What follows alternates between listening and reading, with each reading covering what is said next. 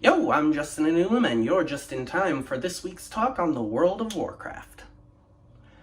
This week, what I want to discuss is less of a change that I think could ever work for primarily mechanical reasons, and more of a fun lore what-if scenario. So, right now, the way that the faction balance stands, specifically what I'm going to be talking about is the faction balance as it was in Classic, although clearly the change that I'm about to propose would have rippling effects through the lore all the way up to the modern day.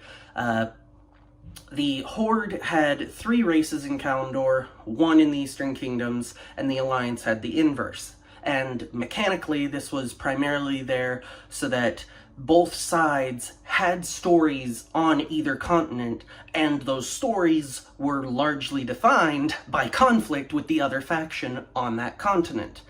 And admittedly, it's mechanical things like that this would kind of break up, or at least would require a much more in-depth reimagining in order to make work. And because of that, and the fact that then it would, who knows whether it would have sold well enough to merit the game continuing this long, I don't really want to get too deep into the mechanics that would need to be changed. But the essential lore what-if that I'm proposing here is to trade the Night Elves,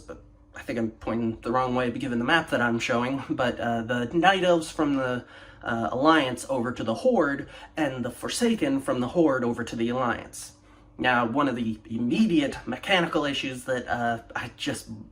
mentioned is that all of a sudden now the Alliance are completely located within the Eastern Kingdoms and the Horde are entirely within Kalimdor,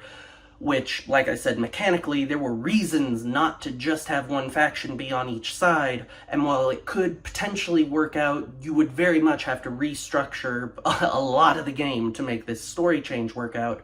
Which, again, is why I'm really more proposing it as a fun thought experiment, and not really something that I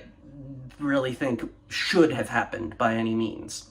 But it is on the basis of something that I do kind of wish that the game had, that this would sort of solve on the one hand, but on the other hand, like I said, it would bring up so many problems that it's probably not worth it. But that problem that I am looking to solve is the fact that the Horde has always had, because of the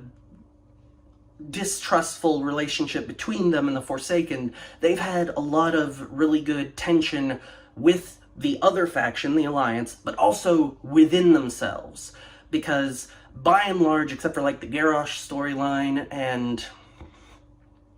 well, the Forsaken, the Trolls, Tauren, and Orcs pretty much get along like peas in a pod. So and the Alliance has kind of that same sort of story problem of just, absolutely everybody gets along, and so there's no real room for good stories because everybody's friendly, and most stories draw their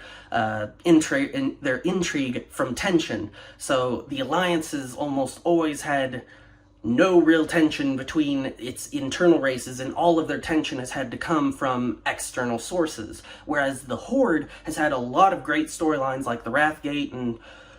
to a degree, it depends on whether or not you like it, but it certainly is an interesting story of what most recently has gone down with Sylvanas that is all based on internal Horde structure tension, because when your tension is with an enemy, the easy answer is just to say, oh, well, so they go to war over it. They fight each other and kill each other over it. But when it's tension with an ally, you gotta come up with some more interesting solutions. And so, while obviously I think that trading the Forsaken over to the Alliance would really easily just transfer a lot of their storylines, like the Wrathgate and whatnot, it would transfer a lot of those to the Alliance and would make the Alliance a lot more of an interesting faction that has to, constantly come to grips with the fact that, they're constantly at war with the Horde, but they also, now they're the ones who have a member that they really don't trust, and they kind of want to keep at arm's length, but they don't want to let them do whatever they want to do, because whenever they do that, bad things happen because and you could still keep things like Sylvanas making the plague, despite the fact that whoever her superior is constantly keeps telling her, now you better not be doing that. And so now all of those problems would transfer to the Alliance pretty well. And I think that while you would pretty much out of whole cloth have to just completely make up a lot of new stories to sort of replace those ones that are lost, for the Night Elves to work with the Horde, I do think that most of the existing lore about the tensions between the Night Elves and the rest of the Horde would make for a very similar situation that would also be very interesting. So one of the main, again, mechanics that are just totally broken by this would be the Warsong Gulch dungeon, which is based on the fact that the Night Elves really revere their forests, and especially Ashenvale, and the Horde need wood for resources. So there's a conflict there, and right now, because the current lore is that they're enemies, it's just resolved by them constantly going to war with each other and killing each other, exemplified by that Warsong Gulch battlefield.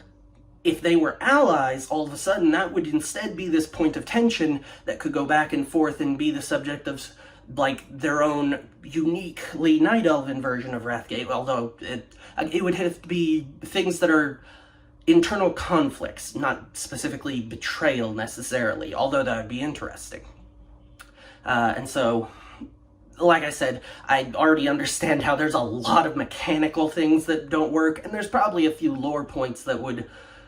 work better the way they have it, and would need to be really strongly rewritten to make sense under this system, but I still think it's a fun little idea that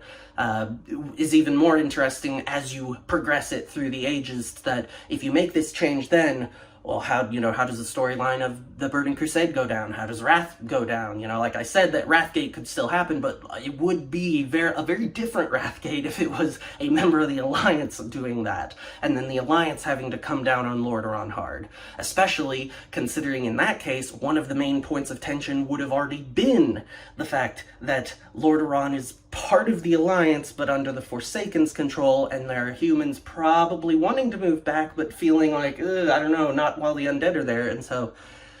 anyway, I'm going off on a tangent again. I'd love to hear some of your thoughts about things about this idea you like or dislike, and I'll catch you next time.